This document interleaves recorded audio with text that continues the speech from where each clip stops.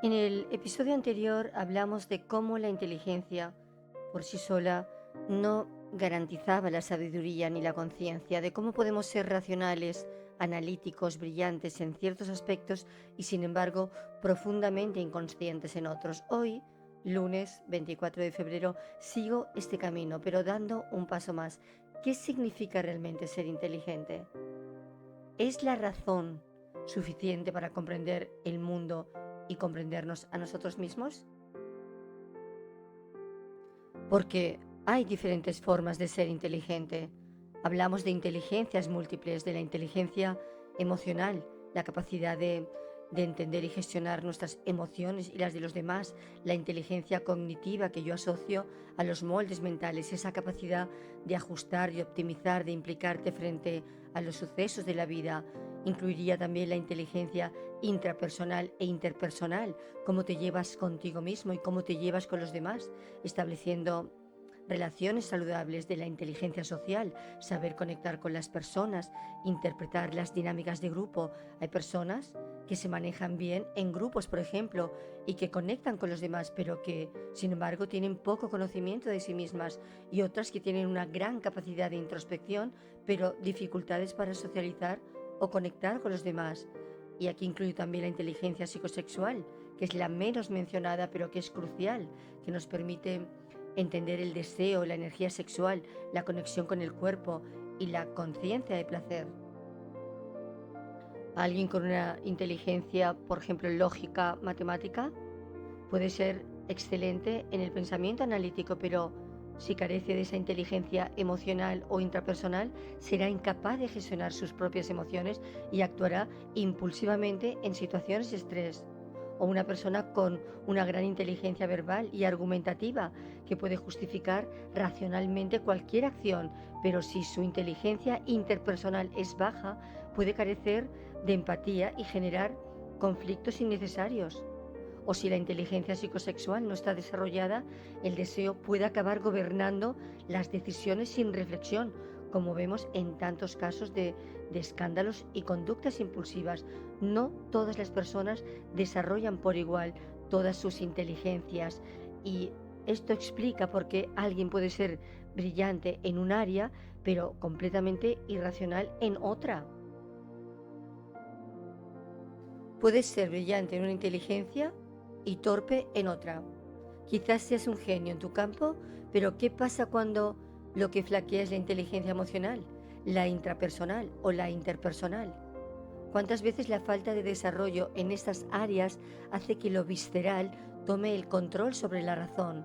Y como psicóloga me interesan especialmente ese tipo de inteligencias, la inteligencia emocional, la cognitiva, la social, la psicosexual, la interpersonal, la intrapersonal, porque son las que más influyen en cómo nos entendemos a nosotros mismos y nos relacionamos con los demás. Pero no podemos olvidar que también existen otro tipo de inteligencias que forman parte de nuestra manera de percibir y actuar en el mundo: la corporal, la musical, la espacial, la lógica matemática. Puede que algunas no parezcan esenciales en la vida cotidiana, pero en realidad todas suman. Y cuando hay desequilibrios, cuando algunas están muy desarrolladas y otras casi ausentes, es cuando la razón y lo visceral pueden entrar en conflicto. Y voy a haceros una breve introducción a cada una de estas inteligencias. Hablamos de inteligencia corporal, la kinestésica, aquella que tienen los bailarines, los atletas, los cirujanos, que les permite un dominio excepcional del cuerpo; la inteligencia musical, esa capacidad de comprender ritmos, melodías y armonías con facilidad; la espacial, que es fundamental para arquitectos, para diseñadores y artistas que son capaces de visualizar estructuras y espacios mentalmente y los plasman de una forma maravillosa; la lógico-matemática, la que solemos considerar la inteligencia pues tradicional, ligada al razonamiento, a la resolución de problemas abstractos, complicados; la lingüística, la facilidad con el lenguaje, con la oratoria, con la escritura y con la expresión verbal; la naturalista también, la que nos permite comprender el entorno, la naturaleza, los ecosistemas, personas que se preocupan por el medio ambiente, por el cambio climático, o son grandes activistas, tienen una gran inteligencia naturalista, la existencial también, la capacidad de reflexionar sobre el sentido de la vida, la trascendencia, la conciencia. Y como digo, una inteligencia puede estar muy desarrollada en una persona, mientras que otras quedan totalmente descuidadas. No basta con ser brillante o comprometido en un área si descuidas otras dimensiones esenciales de tu vida. Puedes ser un genio en matemáticas y no saber gestionar tus emociones, o puedes ser un defensor apasionado del medio ambiente y tener relaciones disfuncionales con las personas más cercanas. Y esos desequilibrios entre inteligencias generan incoherencias en la vida de las personas.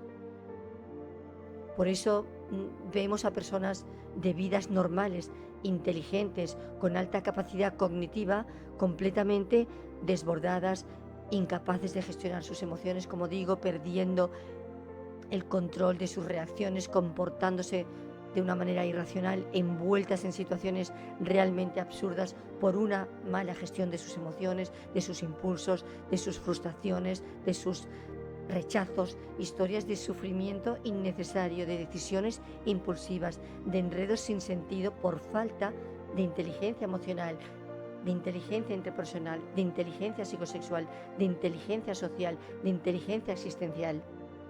Podemos ser genios en una de estas áreas y sin embargo estar completamente perdidos en otras. Podemos ser muy inteligentes en un área y estar completamente ciegos en otra. Hemos asociado la inteligencia a la razón, a la lógica, a la capacidad cognitiva y se ha medido exclusivamente a través del coeficiente intelectual que evalúa esas habilidades lógico-matemáticas y verbales, pero esto es una visión muy limitada de la inteligencia. Por eso Howard Gardner, el psicólogo y profesor de la Universidad de Harvard, propuso la teoría de las inteligencias múltiples, demostrando que la razón no es el único indicador de inteligencia. La razón es solo una manifestación de la inteligencia, pero no su única forma. Y cuando una persona desarrolla solo un tipo de inteligencia y descuida las demás, aparecen problemas en su vida personal, en su vida afectiva, social, profesional. Si solo fuera cuestión de razonamiento, si la inteligencia se midiera únicamente en términos de lógica y análisis, ¿cómo explicamos que personas brillantes en algunos ámbitos cometan errores básicos en su vida emocional, relacional o incluso en su propio autocontrol? La inteligencia no es solo razón, también es intuición, gestión emocional, conciencia, conexión con el cuerpo, con los impulsos. La inteligencia es la capacidad de comprender el mundo en toda su complejidad, incluyendo lo que no siempre podemos medir con números o palabras. Aunque nos definimos como seres racionales, muchas de nuestras decisiones y comportamientos no lo son en absoluto. Es la gran paradoja entre la razón y la voluntad. Y aunque lo que nos identifica como seres humanos es la capacidad de razonar y la voluntad de elegir inteligentemente, en muchos momentos la razón se ausenta y la voluntad queda supeditada a impulsos irracionales, viscerales, incapaces de pensar racionalmente porque nos atrapa yendo por delante la emoción, el impulso, el deseo, el miedo, lo visceral, sin control, o mejor dicho, sin voluntad, aunque parezca que la tengas. Y lo vemos en una gran cantidad de problemas sociales como el acoso, el abuso sexual, el abuso de poder, el maltrato, las adicciones de todo tipo, donde la falta de control es el denominador común, donde lo visceral toma el mando. Es como si en todos esos momentos la capacidad de razonar y de elegir libremente estuviera anulada por fuerzas más primitivas que nos arrastran sin que podamos ejercer un verdadero control. Ahí está la paradoja entre lo racional y lo visceral. Somos potencialmente racionales, pero muchas veces no lo somos. Nuestra voluntad no siempre está alineada con la razón porque demasiados factores emocionales, biológicos, sociales interfieren en nuestra capacidad de elegir conscientemente. Nuestra capacidad de razonar y elegir, es verdad, nos define como seres humanos, pero también nuestros impulsos y emociones primarias. Y lo vemos en política, economía, arte, educación, religión, en las organizaciones, en las familias, entre los amigos, en la sociedad en general, en la vida cotidiana. Vemos como el deseo mal gestionado, el abuso de poder y la desconexión emocional llevan a escándalos, corrupción, abusos, maltrato. Y vamos a ser sinceros, una persona con autoconocimiento real, con autocontrol y dominio de sí, con capacidad de discernimiento, difícilmente abusaría, maltrataría o manipularía a otro, porque eso implicaría un nivel de desconexión consigo misma y con los demás que no es propio de una conciencia integrada. Y no me refiero a los casos donde existe patología previa.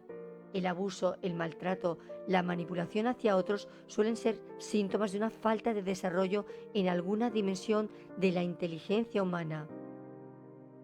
Falta de inteligencia intrapersonal, no conocerse realmente a sí mismas como personas, que no han trabajado sus heridas emocionales ni han desarrollado la capacidad de autorregularse.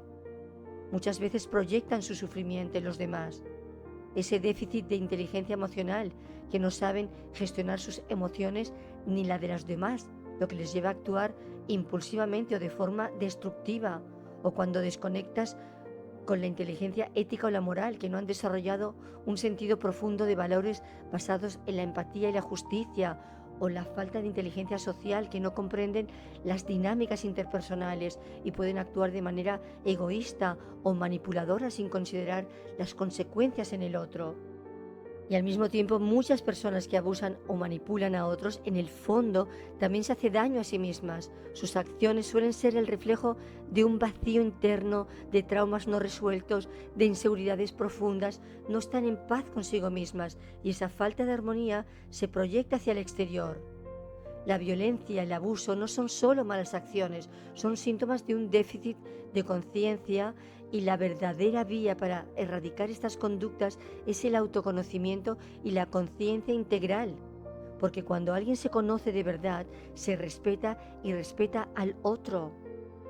Muchas veces las personas no actúan desde la razón, sino desde esos impulsos primarios, esas emociones intensas y esas respuestas instintivas, viscerales, que tienen que ver más con eso, con la visceralidad, y menos con la razón.